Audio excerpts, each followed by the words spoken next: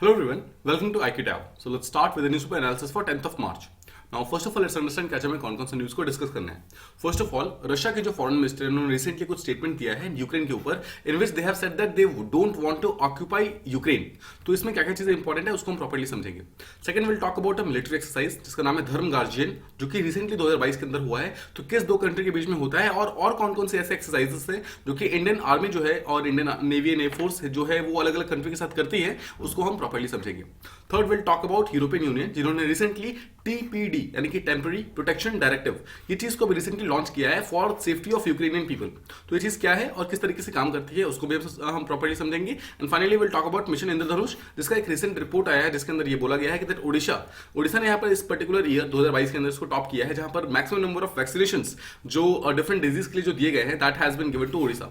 तो इस चीज के बारे में कौन कौन सी चीजें इंपॉर्टेंट है उसको भी हम प्रॉपर्ली समझेंगे. So let's move on to the first topic that we have to talk about. It is about Russia का जो रिसेंटली स्टेटमेंट आया है ऑन यूक्रेन उसके बारे में कौन कौन से इंपॉर्टेंट फैक्टर्स उसको हम समझते हैं.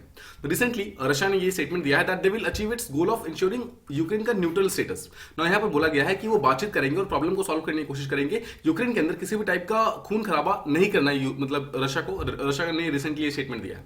तो रशिया का जो एम है that is not to overthrow the जो राइट नाउ जो यहाँ पे गवर्नमेंट प्रेजेंट है यानी कि जो यूक्रेन का जो गवर्नमेंट है उसको वहां पर ओवरथ्रो करने का कोई भी इरादा रशिया का नहीं है. एम ये है कि बातचीत करनी है और किसी तरीके से प्रोग्रेस को अचीव करना है ताकि इस वॉर को जल्दी से रोका जा सके. देखिए ये पर्टिकुलर न्यूज बहुत ही सिग्निफिकेंट इसलिए है बिकॉज अभी तक जो यूक्रेन था और जो आसपास जितनी बहुत सारी western countries including India and China ये सब कंट्रीज जो है ये सब के सब कहीं ना कहीं रशिया को अपील कर रहे थे इस वॉर को टोन डाउन करने के लिए वॉर को बंद करने के लिए. बट अभी तक रशिया की तरफ से कोई भी ऐसा स्टेटमेंट नहीं आया था. For the first time Russia ने आज ऐसा स्टेटमेंट दिया जहां पर उन्होंने बोला है यूक्रेन के अंदर न्यूट्रल स्टेटस को क्रिएट करना है and that too through talks मतलब बातचीत के थ्रू इस पर्टिकुलर प्रॉब्लम को सॉल्व करना है. नाउ इससे पहले अगर आपको याद होगा कल हमने इसके बारे में बात की थी कि जो यूक्रेन के जो प्रेसिडेंट है उन्होंने रिसेंटली एक स्टेटमेंट दिया जहां पे उन्होंने ये बोला है कि he does not wants to join NATO now. देखिए नेटो को ना ज्वाइन करना ये सबसे बड़ा एक टाइप का डिमांड था जो कि रशिया का था. Russia wanted this particular thing from Ukraine मतलब रशिया चाहती थी कि यूक्रेन जो है नेटो का मेंबर ना बने. और सेकंड चीज जो डोनेस्क और लुहांस्क नाम के जो दो प्लेसेस है दोनों को इंडिपेंडेंस मतलब डिक्लेयर कराना चाहती थी. तो दोनों ही चीजों के लिए जो यूक्रेन के प्रेसिडेंट थे उन्होंने बातचीत करने को मान गए. उन्होंने ये बोला है देखिए दोनों चीजों को यहाँ पर उन्होंने एक्सेप्ट नहीं किया. उन्होंने बोला है कि we are ready for the diplomatic talks बातचीत करने को हम रेडी हैं ताकि इस पर्टिकुलर प्रॉब्लम का कोई ना कोई सॉल्यूशन वगैरह निकाला जा सके.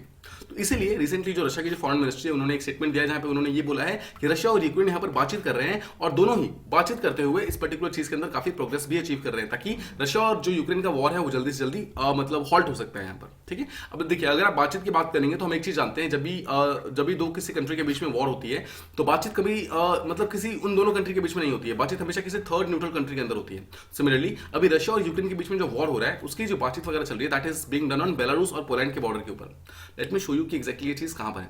और इस इमेज को आप ध्यान से देखिए. इस इमेज को देखेंगे तो ये इमेज कहीं ना कहीं शो करता है कि यूक्रेन के किस पर्टिकुलर पार्ट के अंदर रशिया जो है पूरी तरीके से अंदर घुस चुका है.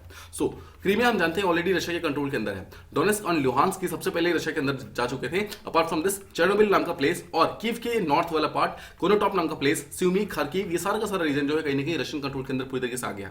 Apart from this there is a city in south called as Kherson जो सिटी है और मतलब अलॉन्ग विद मेलिटोपोल ये सब का सब जो है रशियन कंट्रोल के अंदर राइट नाउ प्रेजेंट है.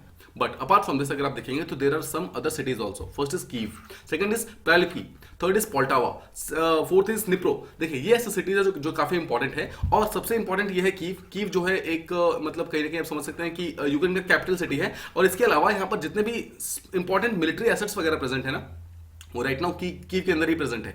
अपार्ट फ्रॉम दिस जो यहाँ पर कीव के प्रेसिडेंट है मतलब जो यूक्रेन के प्रेसिडेंट है वो भी अभी कीव के प्रेसिडेंशियल पैलेस के अंदर ही है. तो पॉइंट इज कि अभी कीव को रशिया ने पूरी तरीके से कैप्चर नहीं किया है. ठीक है. मतलब कीव के अंदर उन्होंने भी एंट्री नहीं ली है. देखिए अगर आप यहाँ पर बातचीत करना मतलब बातचीत के बारे में देखेंगे तो this is kind of Belarus और दिस इज पोलैंड. ठीक है. ये वाला पार्ट जो आप देख रहे हैं ये पोलैंड का है, ये वाला पार्ट बेलारूस का है. तो इस पर्टिकुलर बात देख रहे हैं ये वाला प्लेस देख रहे हैं यहीं पर बातचीत हो रही है रशिया और यूक्रेन के बीच में जहां पर रशिया के जो फॉरेन मिनिस्टर है वो और जो यूक्रेन के जो फॉरेन मिनिस्टर है दोनों वहां पर गए हुए हैं और दोनों यहाँ पर बातचीत करके एक थर्ड कंट्री के अंदर इस प्रॉब्लम को सॉल्व करने की कोशिश कर रहे हैं ताकि इस चीज को हम इस पर्टिकुलर वॉर से जल्दी से जल्दी बाहर निकल सकें. देखिए जो यहाँ पे रशिया के फॉरेन मिनिस्टर उन्होंने ये स्टेटमेंट दिया है कि अभी जल्दी ही एक और राउंड ऑफ टॉक्स होने वाले हैं रशिया और यूक्रेन के बीच में जहां पर जितने भी सिविलियंस वगैरह हैं उनको किस तरीके से हम बाहर निकाल सकते हैं इस वॉर टॉर्न एरिया से, इस वॉर जोन से किस तरीके से बाहर निकाल सकते हैं उसके लिए एक ह्यूमैनिटेरियन कॉरिडोर बनाया जाएगा. आपको याद होगा इसके बारे में हमने बात की थी. ह्यूमैनिटेरियन कॉरिडोर बेसिकली एक टाइप का सीज फायर होता है. सीज फायर का मतलब होता है कुछ दिनों के लिए फायरिंग वगैरह रोक दी जाती है दोनों साइड से ताकि जो सिविलियंस वगैरह है वो इजिली उस पर्टिकुलर जोन से बाहर निकल सके. अब जो रशियन आर्मी है उन्होंने रिसेंटली एक स्टेटमेंट दिया, उन्होंने ये बोला है कि आर्मी का एम ये नहीं है कि उनको ऑक्यूपाई करना है यूक्रेन को।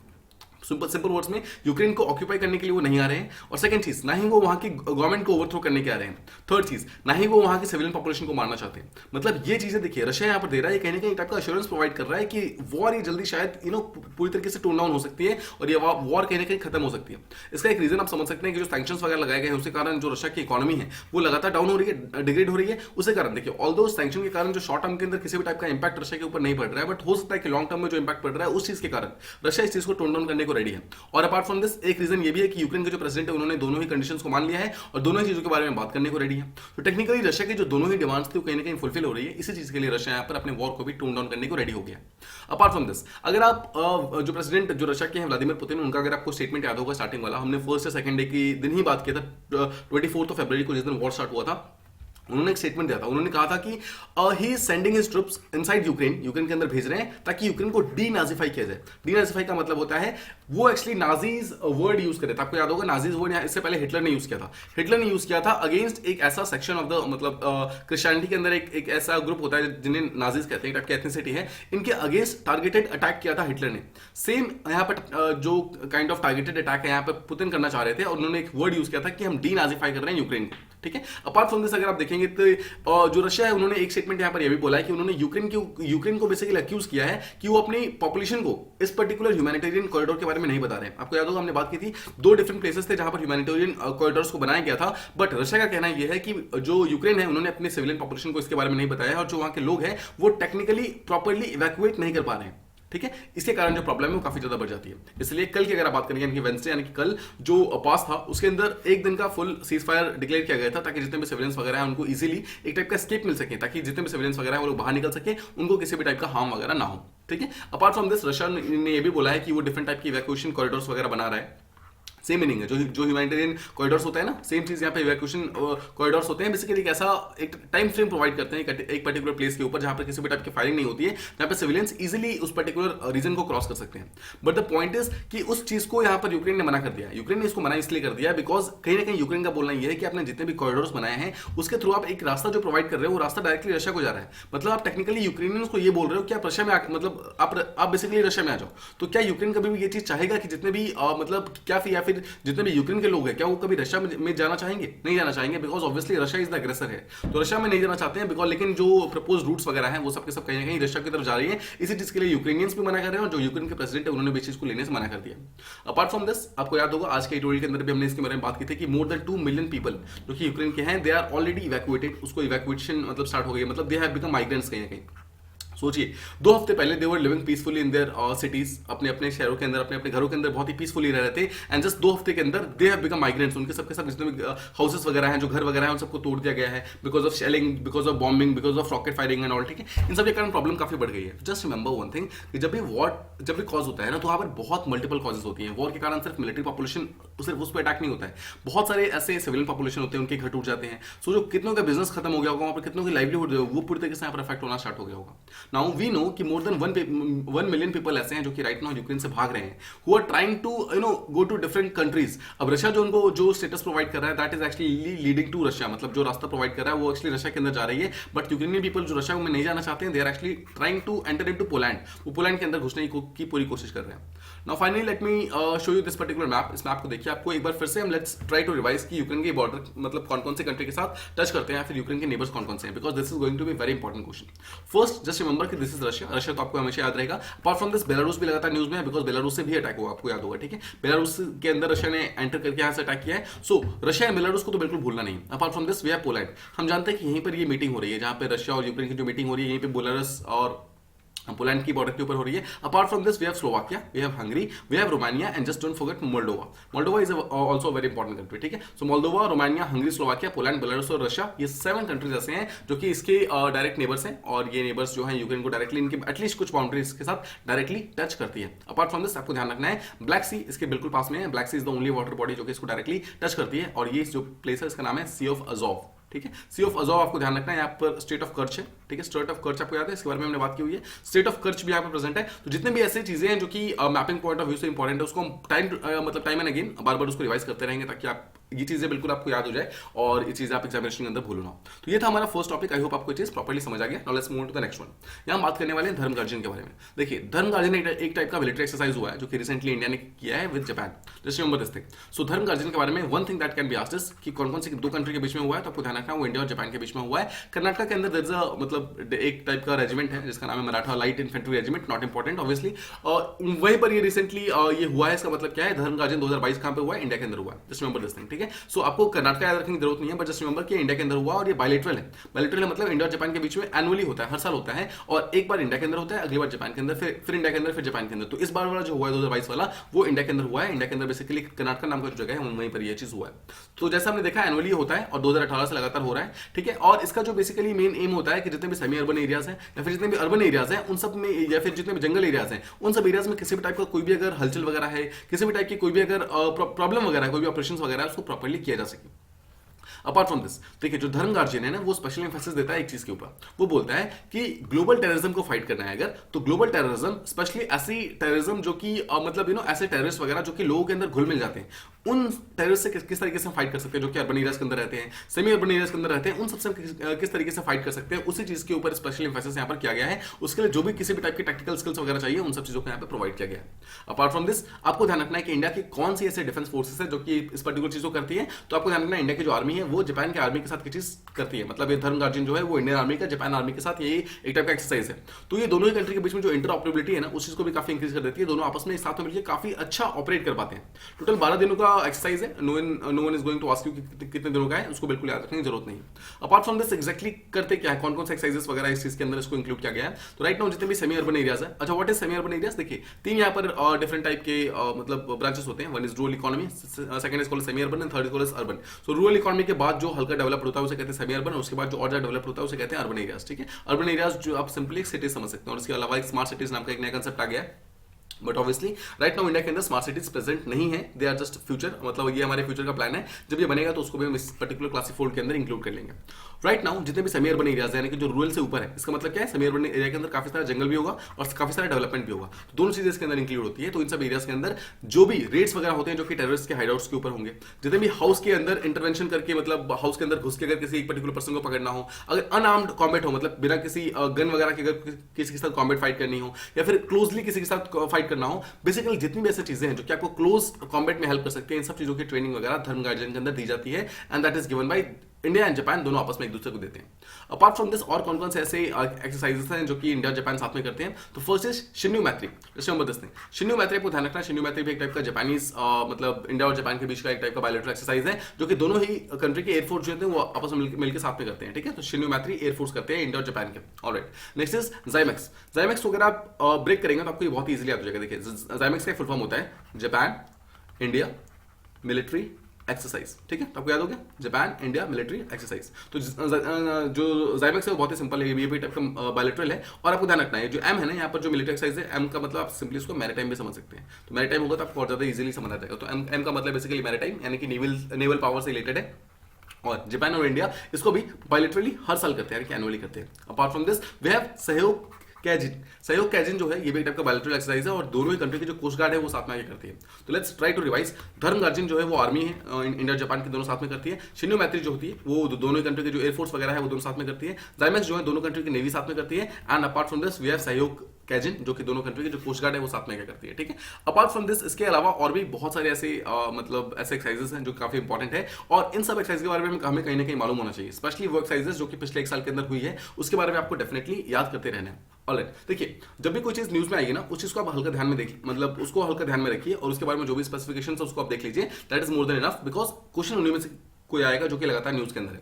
तो फर्स्ट ऑफ ऑल देखिए, अगर पहली बात तो आपको जितने भी कंट्री वाइज कौन कौन से इंपॉर्टेंट एक्सरसाइजेस हैं उसका मतलब बारे में आपको मालूम होना चाहिए। वे ऑस्ट्रेलिया, उसके साथ हम ऑस्ट्रो हैंड करते हैं, ठीक है, Austro hand. Apart from this Bangladesh के साथ हम एक्सरसाइज संप्रति करते हैं, आपको याद होगा संप्रति के बारे में हमने कुछ दिनों पहले बात की थी। चाइना के साथ हम यहाँ पर हैंड इन हैंड करते हैं। हैंड इन हैंड देखिए ये काफी ज्यादा इंपॉर्टेंट है, हैंड इन हैंड, बिकॉज ये पहली बात तो एनुअल होता है, और ये जितने भी हमारे बॉर्डर लेवल पे, जितने भी हमारे जो मतलब बॉर्डर पे दोनों कंट्री के जो फोर्सेस होते हैं ना, वो लोग आपस में करते हैं। Apart from this we have France जो एक्सरसाइज शक्ति करते हैं, इंडोनेशिया यहाँ पे गरुड़ शक्ति करता है। तो ये हमारा फुल लिस्ट है, आपको जो भी इंपॉर्टेंट चीज लगे उसको मतलब ध्यान रखना है। देखिए मैं आपको बताता हूँ कौन कौन सी कंट्री इंपॉर्टेंट है। मंगोलिया काफी ज्यादा यहाँ पर इंपॉर्टेंट है। Then apart from this we have Nepal, Nepal important है। रशिया यहाँ पर इंपॉर्टेंट है, ठीक है। Apart from this we have Sri Lanka, यहाँ पर काफी इंपॉर्टेंट है। थाईलैंड इंपॉर्टेंट है, यूके इंपॉर्टेंट है, यूएसए इंपॉर्टेंट है, ठीक है। Apart from we have Australia important है, बांग्लादेश। देखिए फर्स्ट ऑफ ऑल जितने भी हमारे नेबर्स है वो सब तो इंपॉर्टेंट है ही। अपार्ट फ्रॉम दिस जितने भी आपके सुपर सुपर पावर्स वगैरह हैं जिसके साथ इंडिया के रिलेशनशिप अच्छे हैं उनको आपको डेफिनेटली याद करना है। और मंगोलिया हमारे बहुत पास में, उसको भी ध्यान रखना है। नेपाल भी बहुत पास में, उसको भी ध्यान रखना है। जितनी भी ऐसी कंट्रीज हैं जो कि हमारे आसपास है उसको आपको डेफिनेटली याद करना है। तो ये था हमारा second topic. Let's move on to the next one. यहाँ बात करने वाले हैं यूरोपियन यूनियन के बारे में, स्पेशली उसका जो टीपीडी होता है, टेम्पररी प्रोटेक्शन डायरेक्टिव होता है, वो किस तरीके से काम करता है उसको हम समझते हैं। देखिए ईयू का एक बॉडी है that is called European commission. European commission काम करता है जो कि एक टाइप का टेम्पररी प्रोटेक्शन डायरेक्टिव को एक्टिवेट करता है फिर डीएक्टिवेट करता है। इसका मेन काम होता है। लेट्स अंडरस्टैंड कि एग्जैक्टली होता क्या। देखिए एम ये है इसका कि जो यूक्रेन से जितने भी लोग भाग रहे हैं, मतलब जो फ्ली कर रहे हैं, उनको एग्जैक्टली एक जगह पर शरण देनी है, मतलब कि उनको एक जगह पर इंक्लूड करना है ताकि वो आकर सेफली वहां पर रह सके, ठीक है। सो टीडीपी का जो कंसेप्ट है वो 2001 के अंदर पहली बार आया था। फर्स्ट ऑफ ऑल आपको ध्यान रखना है, ठीक है। This is year is very important, उसको ध्यान रखिएगा। मैं आपको थोड़ी देर में समझाऊंगा इसका ईयर का इंपॉर्टेंस क्या। 2001 के अंदर ये टीडीपी पहली बार आया था जहां पर कुछ एक्सेप्शनल मेजर्स के बारे में बात की गई थी कि अगर किसी भी पर्टिकुलर एक ईयू कंट्री का कोई भी मेंबर जो है अगर दूसरे मतलब किसी भी प्रॉब्लम के कारण उस कंट्री से भाग रहा है और किसी सेकंड कंट्री में रिफ्यूजी के लिए जा रहा है तो वहां पर उसको डिस्प्लेस पर्सन को प्रॉपरली मतलब हेल्प करनी है। अपार्ट फ्रॉम दिस कोई भी ऐसी कंट्री जो कि नॉन यूरोपियन यूनियन कंट्री है, मतलब कि ऐसी कंट्री जो कि राइट नाउ यूके मेंबर नहीं है, उनके भी अगर कोई मेंबर्स भाग रहे हैं, मतलब फ्ली कर रहे हैं किसी ऐसी कंट्री को और वो यूरोपियन कंट्री की तरफ मतलब आ रहे हैं, तो उनको यहाँ पर प्रॉपर्ली सपोर्ट करना। This is the main thing of temporary protection device. Again नाम को देखिए, टेम्पररी का मतलब है शॉर्ट टर्म के लिए, प्रोटेक्शन का मतलब होता है उनको प्रोटेक्ट करना, डायरेक्टिव का मतलब होता है टाइप का लॉ है ये, ठीक है। अब इसी टीडीपी को जब 2001 के अंदर लाया गया था उसका आर्टिकल 1 जो था वो ये बोलता है कि कुछ मिनिमम स्टैंडर्ड्स वगैरह प्रोवाइड करने हैं। कोई भी ऐसा पर्सन जो कि अपनी कंट्री को भाग करके किसी दूसरी कंट्री के अंदर एक माइग्रेंट की तरह जाए तो वहां पर कौन कौन से उसको राइट्स वगैरह मिलेंगे, उन सब चीजों के बारे में ये बात करता है।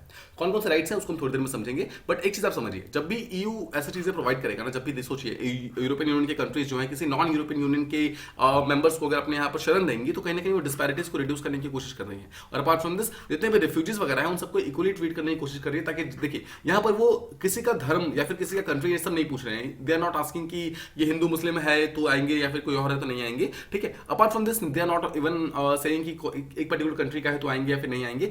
दे आर सेइंग कि एवरी सिंगल पर्सन, हर एक रिफ्यूजी जो है डायरेक्टली यूरोपियन कंट्री के अंदर आ सकता है। इसका मतलब क्या है, दे आर इक्वली ट्रीटिंग और डिस्पैरिटीज को काफी ज्यादा रिड्यूस कर रहे हैं। अपार्ट फ्रॉम दिस जितने भी यूरोपियन कंट्रीज हम जानते हैं कि यूरोपियन यूनियन के अंदर राइट नाउ अराउंड 29 कंट्री के आसपास में है, और जो 29 कंट्रीज है उन सबके साथ आपस में बर्डन को शेयर करते हैं।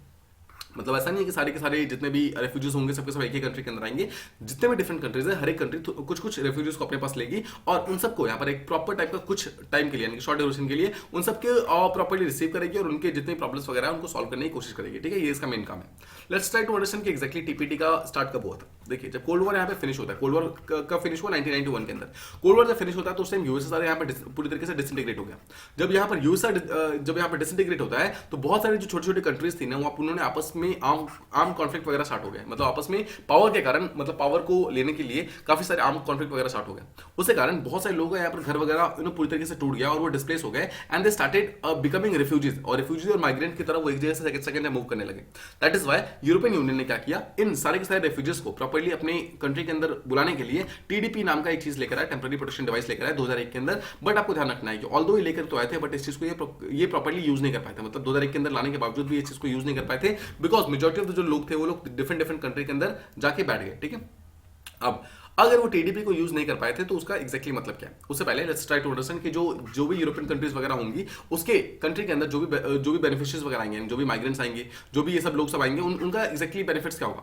पहले चीज तो होगा उनको टेम्पररी प्रोटेक्शन मिलेगी, बट वो प्रोटेक्शन काफी इंपॉर्टेंट होगी। फर्स्ट ऑफ ऑल उनको रेसिडेंस परमिट मिलेगा, मतलब उनको रहने का स्थान दिया जाएगा एटलीस्ट 1 से 3 सालों के लिए। इसका मतलब क्या है, टेम्पररी का मतलब क्या है, टेम्पररी का मतलब है 1 to 3 ईयर्स, ठीक है। 1 से लेकर 3 साल तक वो उस पर्टिकुलर कंट्री के अंदर रह सकते हैं। सेकंड चीज, जब तक वो वहां पे रह रहे हैं तब तक उनको एक प्रॉपर जॉब, उनको घर, social welfare, medical treatment, education, every single thing will be provided equally. जिस तरीके से वो अपने खुद के कंट्री के लोगों को प्रोवाइड करते हैं सिमिलरली बाकी को भी यहाँ पे प्रोवाइड करना होगा। थर्ड चीज, अगर उनके मतलब जो भी माइग्रेंट्स वगैरह हैं उनकी फैमिलीज वगैरह उनसे रीयूनाइट होना चाहती है या फिर उनको रीयूनाइट करना है, उस चीज के लिए भी एक इंपॉर्टेंट डिसीजन यहाँ पे यूरोपियन यूनियन लेगा, ठीक है। मतलब जितने भी माइग्रेंट्स वगैरह होंगे उनको उनकी फैमिली से मिलाने की पूरी कोशिश करेगा।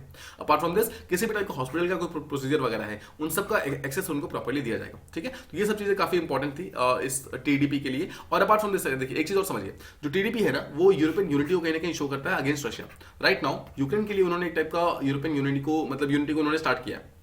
इसका मतलब क्या है, देखिए रशिया के कारण जितने भी यूक्रेन के लोग हैं वो लोग अपने अपनी कंट्री को छोड़कर भाग रहे हैं, जो भाग रहे हैं तो they are actually trying to move to different countries. और जैसा मैंने आपको फर्स्ट आर्टिकल के अंदर बताया था, आपको याद होगा, बहुत सारे लोग पोलैंड की तरफ भाग रहे हैं। जब पोलैंड की तरफ भाग रहे हैं तो ऑब्वियसली बहुत सारे ऐसे लोग हैं जो कि पोलैंड के अंदर एंटर कर रहे हैं। तो पोलैंड ने यहाँ पर टीडीपी को यहाँ पर फॉर द फर्स्ट टाइम यहाँ पर एक्टिवेट किया है। और आपको ध्यान रखना है, इससे पहले आज से पहले कभी भी टीडीपी इससे पहले इवोक नहीं हुआ था। For the first time it is getting evoked, और इसके कारण जितने भी लोग हैं उनको डिस्ट्रीब्यूट किया जाएगा डिफरेंट यूरोपियन यूनियन की कंट्रीज के अंदर, और उन सबका प्रॉपर्ली प्रोटेक्शन वगैरह करने का बात किया जाएगा। ठीक है, जब वो वहां पर जब उनकी प्रोटेक्शन वगैरह हो जाएगी तो ऑटोमेटिकली वो सब चीजें यहाँ पर सॉल्व होने स्टार्ट हो जाएगी। So let's move on to the next one. यहाँ बात करने वाले मिशन इंद्रधनुष के बारे में।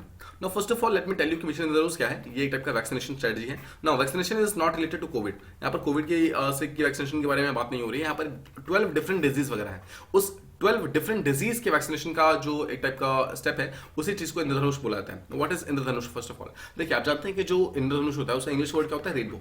तो रेनबो के अंदर टोटल 7 वर्ड्स होते हैं। तो ओरिजिनली जब ये इंद्रधनुष मिशन को स्टार्ट किया गया था उस टाइम उसके अंदर टोटल 7 डिजीज वगैरह थे, मतलब 7 डिजीज के अगेंस्ट टोटल कुछ वैक्सीन वगैरह उनको वहां पे बच्चों को प्रोवाइड किए जाते थे। बट धीरे धीरे क्या हुआ, 7 को इंक्रीज करके राइट नाउ 12 हो गया। तो आपको एक चीज ध्यान रखना है कि कितने नंबर ऑफ डिजीज है जो कि इसके अंदर इंक्लूडेड है। Right now total number of 12 disease इसके अंदर इंक्लूडेड है।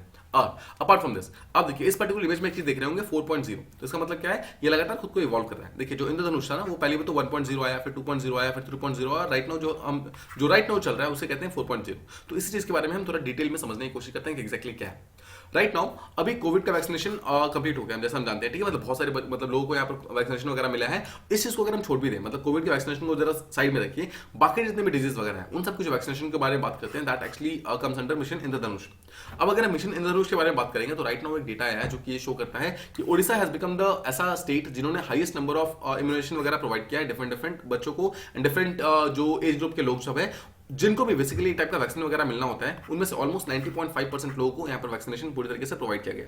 तो this particular data has been share through National Family Health Survey. जो 5th का जो डेटा यहाँ पर है वो यहाँ पे शो करता है कि उड़ीसा के अंदर almost 90% of the beneficiary population उनको ऑलरेडी जो डिफरेंट वैक्सीनेशन वगैरह है वो मिल चुकी है। देखिए don't confuse it with Covid vaccination. यहाँ पर कोविड वैक्सीनेशन के बारे में बात नहीं हो रही है, यहाँ हम बात कर रहे हैं डिफरेंट 12 डिजीज के वैक्सीनेशन के बारे में। कौन कौन सा डिजीज है उसको हम थोड़ी देर में देखेंगे।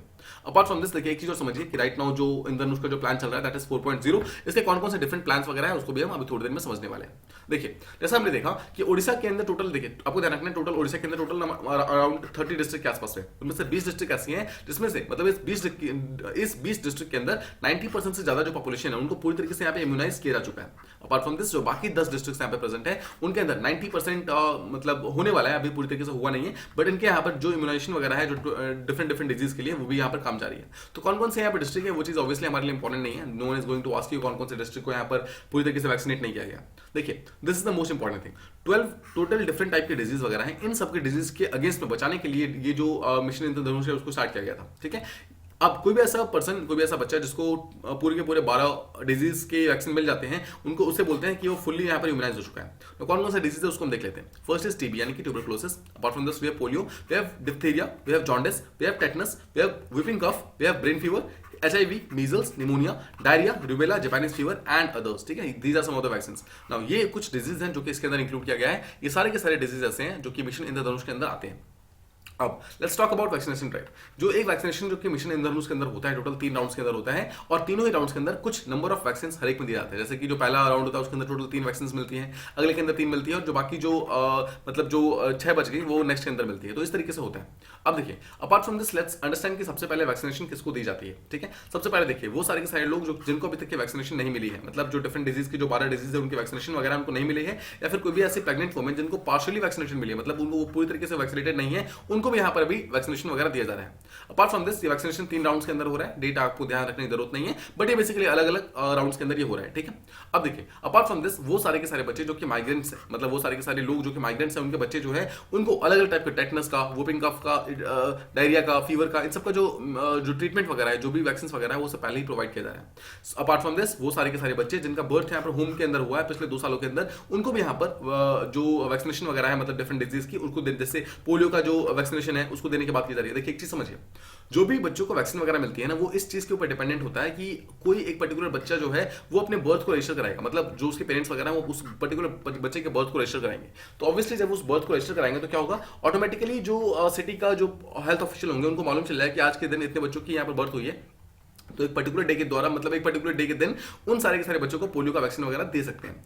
बट द पॉइंट इज कि अगर सोचिए एक पर्टिकुलर बच्चे का जो जन्म हुआ है, जो बर्थ हुआ है, वो घर के ऊपर, घर के अंदर हुआ है, तो ऑब्वियसली किसी को भी मालूम नहीं चल पाएगा। तो उस पर्टिकुलर टाइम में वैक्सीनेशन कैसे देना है उस चीज के बारे में भी बात की गई है। अपार्ट फ्रॉम दिस और भी बहुत सारे वर्कर्स जो कि ब्रिक के अंदर काम करते हैं, नोमैडिक ट्राइब्स के लोग हैं, अर्बन स्लम्स के लोग हैं, वर्कर्स हैं जो कि कंस्ट्रक्शन साइट्स के अंदर काम करते हैं, प्रिजन्स के अंदर काम करते हैं, इन सबके सब लोगों को यहाँ पर प्रायोरिटी बेसिस पे डिफरेंट जो भी वैक्सीन वगैरह वो सब उनको प्रोवाइड किए जाएंगे। ठीक है, जस्ट रिमेंबर टोटल आपको याद है डिजीज कितनी है? टोटल 12 डिजीज है। ऑलराइट, अपार्ट फ्रॉम दिस इस वैक्सीनेशन का मेन एम ये भी है कि जो कम्युनिटी है उसको काफी ज्यादा उनको कन्वीनियंस प्रोवाइड किया जाए ताकि उनको चल करके हॉस्पिटल्स तक ना आना पड़े और उनको घर के ऊपर ही उनको बेसिकली जो उनके बच्चे वगैरह उनको वैक्सीनेशन मिल जाए। Apart from this vaccination camp वगैरह लगाए जाएंगे जहाँ पर जो छोटे छोटे बच्चे हैं उनको वगैरह मतलब वैक्सीनेशन वगैरह इजीली उनको मिल जाएगा।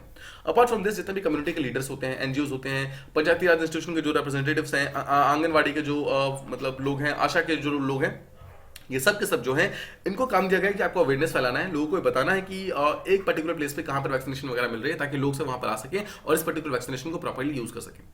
नाउ ये हम समझ गए जो रिसेंट अपडेट्स हुए। Now let's try to talk about this particular thing, उसका बैकग्राउंड समझते हैं। मिशन इंद्रधनुष एग्जैक्टली है क्या? फर्स्ट ऑफ ऑल जैसे मैंने आपको स्टार्टिंग में बताया, इट्स 12 डिफरेंट डिजीज के अगेंस्ट में वैक्सीन वगैरह प्रोवाइड करता है, तो ये डायरेक्टली हेल्थ केयर से रिलेटेड है। अपार्ट फ्रॉम दिस इसका जो फर्स्ट जो इसका लॉन्च था, मतलब जो फर्स्ट इसका वो प्लान था, दैट वाज लॉन्च्ड इन 2014 जब जो अभी जो बीजेपी गवर्नमेंट है जब वो पावर में आई थी उस टाइम उन्होंने इस चीज को मतलब लॉन्च किया था। अपार्ट फ्रॉम दिस तब से लेकर के अभी तक 2022 तक इस चीज का ऑलमोस्ट 90% ऐसे बच्चे हैं जिनको पूरी तरीके से इम्यूनाइज किया जा चुका है, मतलब टोटल 12 वैक्सीन उनको दिए जा चुके हैं। कौन कौन से डिजीज आपको याद होगा? हमने अभी जस्ट बात की थी, whooping cough type, diphtheria, polio, tetanus, ऐसे करके बहुत सारे डिफरेंट डिजीज है, मतलब टोटल 12 डिजीज है। देखिए आपको बस ये 12 नंबर याद रखना है। Actually no one is going to ask you कौन कौन से इसमें डिजीज हैं, बट फिर भी आप इस डिजीज को ध्यान रखिएगा जस्ट इन केस अगर यूपीएससी प्रीलिम्स के अंदर स्टेटमेंट बेस्ड क्वेश्चन दे दें तो हमें इस चीज के लिए भी रेडी होना है। देखिए अब क्या होता है, फर्स्ट ऑफ ऑल हमें पता है कि there was a scheme called इंद्रधनुष।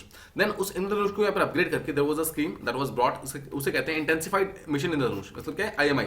इससे पहले सिर्फ मिशन इंद्रधनुष था, अब उसको इंटेंसिफाई कर दिया गया 2017 के अंदर। तो जो मिशन इंद्रधनुष जो ओरिजिनल था उसको 2014 के अंदर लॉन्च किया गया था, जो इंटेंसिफाइड वर्जन था उसको 2017 के अंदर लॉन्च किया गया था। एम क्या था?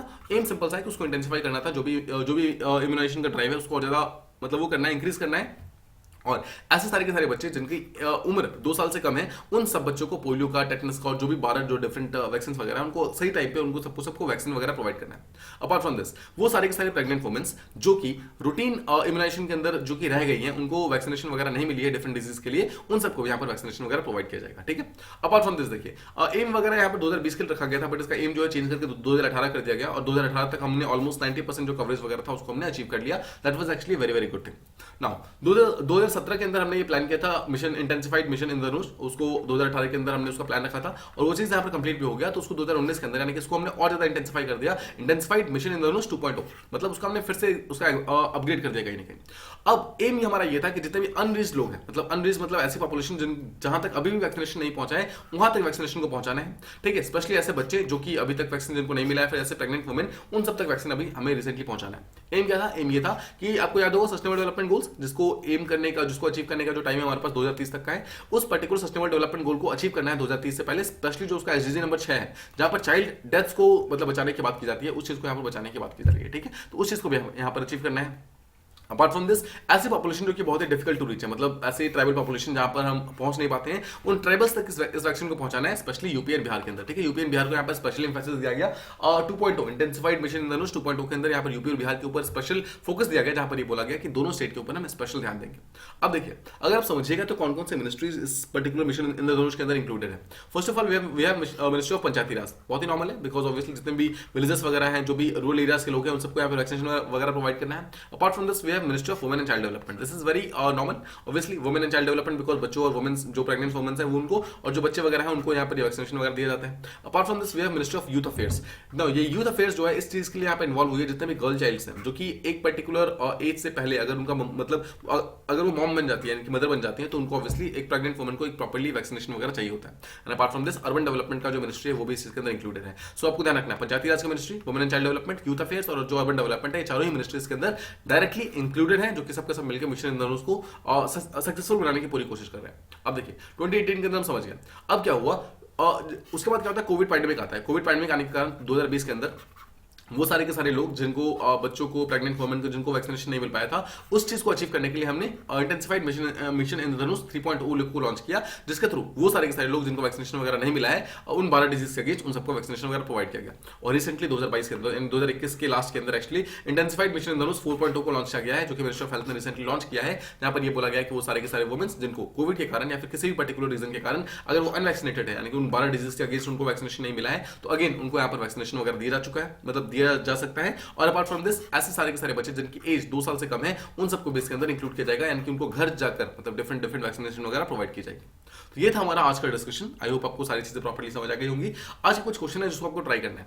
First question is which are the neighbouring countries of Ukraine. देखिए, I am time and again asking this particular question because this is very very important, और आपको बार बार इसको रिवाइज करना बहुत इंपॉर्टेंट है। अगर आप बार बार इसको रिवाइज करेंगे तो ऑटोमेटिकली आपको यूक्रेन के जो नेबर्स वगैरह है वो आपको याद हो जाएंगे। Second question is Dharma guardian. Dharma guardian एक टाइप का मिलिट्री एक्सरसाइज है which is connected between which two countries, ठीक है, आपको ये बताना है। थर्ड क्वेश्चन इज कि एक्सरसाइज नोमैडिक एलिफेंट एक्सरसाइज, ठीक है, एक ऐसा एक्सरसाइज है जिसका नाम है नोमैडिक एलिफेंट। ये कौन से दो कंट्री के बीच में होता है? देखिए, ये मैंने आपको डायरेक्टली बताया नहीं है, बट वो उस लिस्ट के अंदर इंक्लूडेड है। सो जस्ट ट्राई टू मतलब आपको याद करने की कोशिश करनी है उस पर्टिकुलर लिस्ट को कि एक्जैक्टली कौन कौन से ऐसे मतलब एक्सरसाइजेस हैं और कौन कौन से ऐसे इंपॉर्टेंट कंट्रीज है जो कि इसके अंदर इंक्लूडेड है। Apart from this, next question is कि who are the beneficiaries of temporary protection directive. कौन से ग्रुप ऑफ पीपल होते हैं जो कि इसके बेनिफिशियरीज होते हैं। Next is which state has topped the mission Indradhanush in latest report. 2021 वाली रिपोर्ट में किसने टॉप किया है। द लास्ट क्वेश्चन इज कि how many diseases are covered under Indradhanush scheme, ठीक है, कितने नंबर ऑफ डिजीज है। ऑलराइट, तो कल ये क्वेश्चन थे, उसे हम देख लेते हैं, उसे हम रिवाइज कर लेते हैं। First question was what is the official language of NATO. NATO अगर आप ऑफिशियल लैंग्वेज आपको याद होगा तो इंग्लिश और French, these are the two official languages, although इसके अंदर टोटल 29 कंट्रीज हैं, but these are the two languages जो कि यहाँ पर सबसे ज्यादा मतलब बोला जाता है। Apart from this, which neighbouring countries of Ukraine are not a part of NATO. आपको याद है नेटो के जो मेंबर्स है वो लगातार ईस्टवर्ड एक्सपेंड कर रहे हैं, और यूक्रेन के ऑलमोस्ट सारे के सारे मेंबर्स जो हैं, सारे के सारे नेबर्स जो है वो नेटो के मेंबर ऑलरेडी बन चुके हैं। Apart from these two, one is Belarus and second is Moldova. Moldova और बेलारूस को छोड़कर बाकी सबके सब जो कंट्रीज हैं वो सबके सब नेटो का मेंबर ऑलरेडी बन चुके हैं। Alright, third question is which environmental condition are needed to produce methane hydrate. आपको याद है मीथेन हाइड्रेट क्या होता है? जहां पर मीथेन का एक मॉलिक्यूल बीच में होता है और आसपास में वाटर के मॉलिक्यूल्स वगैरह प्रेजेंट होते हैं, राइट। उसी चीज को अगर आपको बाहर निकालना है तो किस टाइप का एनवायरमेंटल कंडीशन होना चाहिए? तो जैसे मैंने आपको बताया कि सी के सबसे नीचे मिलता है, इसका मतलब क्या है? प्रेशर बहुत ज्यादा हाई होता है और टेम्परेचर बहुत ज्यादा लो होता है। So high pressure and low temperature, that is the perfect मतलब कंडीशन जिसके अंदर उसको निकाला जा सकता है। Alright. Next is D6 block. D6 block that was recently seen in news is what? आपको याद है ये रिलायंस जो कंपनी है उसका सबसे बड़ा लार्जेस्ट गैस रिजर्वायर प्रेजेंट है D6 block, ठीक है। Apart from this which are the top 3 countries which with the largest oil reserve. सबसे ज्यादा ऑयल के रिजर्व कहां प्रेजेंट है? देखिए, सबसे लार्जेस्ट तो यहाँ पर वेनेजुला के अंदर है, second we have Saudi and third is we have Canada. इन दोनों कंट्री के अंदर one of the largest oil reserve वगैरह प्रेजेंट है। अपार्ट फ्रॉम दिस, अगर आप डायमंड प्रोड्यूसिंग कंट्री के बारे में बात करेंगे तो टॉप 3 कौन कौन से हैं? फर्स्ट पे रशिया है, सेकंड पे बोट्सवाना है, थर्ड पे कनाडा है। ये तीनों ही कंट्रीज वर्ल्ड का ऑलमोस्ट 33% जो डायमंड है उसको प्रोड्यूस करती हैं। तो ये थी हमारे आज का डिस्कशन। आई होप आपको सारी चीजें प्रॉपर्ली समझ मतलब आ गई होगी, और आप just keep revising these things because आप जानते हैं कि प्रीलिम्स लगातार बहुत ही पास आ रहे हैं, ठीक है। We have less than 90 days now, और अगर 90 डेज से कम है तो this is not a time to panic. Panic होने की बिल्कुल जरूरत नहीं है because I am sure you know आपने सबने अपना सिलेबस अपने हिसाब से कंप्लीट कर लिया होगा। Just try to revise it more often. आपको चीजों को रिवाइज करना है। अगर कोई चीजें बची भी हुई है जो कि अभी कंप्लीट नहीं हुआ है, just try to do as soon as possible. March finish होते होते आपको सारा का सारा सिलेबस एटलीस्ट एक बार और फिनिश कर दीजिए, ताकि यू आर एटलीस्ट आप अप्रैल और मई में अपने आप को पूरी तरीके से रिवीजन के लिए मतलब डिवोट कर सके, ठीक है। So you have around 20 days अभी मार्च के अंदर प्रेजेंट है। उस मार्च इस अगले 20 दिनों के अंदर अपने सिचुएशन को और ज्यादा इंटेंसिफाई कीजिए, अपने प्रिपरेशन को और ज्यादा इंटेंसिफाई कीजिए, और अपने स्टडीज को और ज्यादा इंटेंसिफाई कीजिए। If you are giving 4 to 5 hours, try to give 8 to 9 hours, और this will be more than enough. आप अपना सिलेबस को बहुत इजीली इसको कवर कर सकते हैं, ठीक है। जस्ट डोंट फील कि आप ऐसा नहीं कर सकते, बिकॉज देखिए बहुत लोग ऐसा होता है जैसे जैसे एग्जाम आते हैं ऐसा लगता है कि शायद नहीं हो पाएगा, but just try to keep faith in yourself, ठीक है। अपने आप पे फेथ, अपने आप पे बिलीफ रखिए, अपने आप पे फेथ रखिए। Just keep working very very hard, ठीक है। दिस इज जस्ट एग्जाम, ये सिर्फ एक एग्जाम है और आप इसको डेफिनेटली क्वालिफाई कर सकते हैं। ऑलराइट, सो ये था हमारा आज का discussion. If you have anything to say please do mention them in comment boxes. हम उसको जल्दी से रिप्लाई करने की कोशिश करेंगे। If you like the video please do like, share and subscribe, and thank you so much for listening.